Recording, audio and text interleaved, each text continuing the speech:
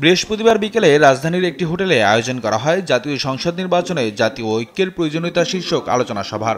সেখানে যোগ দেন বিএনপির সিনিয়র নেতারা সহ বিভিন্ন রাজনৈতিক দলের নেতারাও। এ সময় বিএনপির সিনিয়র নেতারা বলেন, নির্বাচন সুষ্ঠু না হলে গণতন্ত্র কার্যকর হবে না। শঙ্কা প্রকাশ করেন জাতীয় ঐক্য নিয়ে মতানৈক্য যেন আবার বাকশাল ফিরে না আসে। 270 দিনে পার্লামেন্ট কিছু করতে পারলো না, অটোমেটিক্যালি সংবিধান সংশোধিত হয়ে যাবে। এত অনাস্থা রাখবেন না জনপ্রতিনিধিদের উপরে। যাদের ঐক্যমত নেই তারাও যে একেবারে বিদ্রোহী হয়ে যাবেন এটাও কোনো আমি যুক্তিসঙ্গত কথা মনে করি না। এ সময় বিএনপি মহাসচিব মির্জা ফখরুল ইসলাম আলমগীর পিআর পদ্ধতি সাধারণ মানুষের কাছে বোধগম্য নয় জানিয়ে বলেন, দেশের দায়িত্ব পেলে ফ্যাসিস্ট বিরোধী আন্দোলনের শরিকদের সঙ্গে নিয়ে জাতীয় সরকার গঠন করা হবে।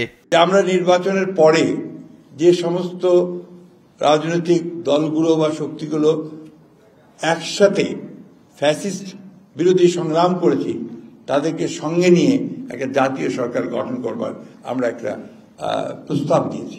এদিকে বিকেলে গুলশানের নিজ বাসায় প্রধান উপদেষ্টার বক্তব্যের প্রতিক্রিয়া জানান বিএনপির স্থায়ী কমিটির সদস্য সালাউদ্দিন আহমদ।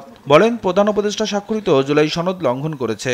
এ সময় রাষ্ট্রপতি কোনো আদেশ জারি করতে পারে না উল্লেখ করে সালাউদ্দিন প্রশ্ন রাখেন জুলাই সনদের আইনি বৈধতা নিয়েও। তিনি জুলাই জাতীয় সনদের স্বাক্ষরিত সনদের লঙ্ঘন করেছেন, কারণ সেই সনদের স্বাক্ষরকারী তিনি একজন ঐকমত্য কমিশনের সভাপতি হিসাবে এবং অন্যান্য সদস্যবৃন্দ সবাই যারা রাজনৈতিক দলসমূহ স্বাক্ষর করেছেন সবাই।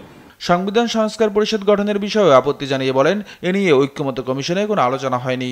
সংবিধান সংশোধনী করিতে হইলে উচ্চকক্ষের সংখ্যাগরিষ্ঠ সদস্যদের অনুমোদন দরকার হয়ে এই বিষয়ে কোনো ঐক্যমত্য আগে হয়নি।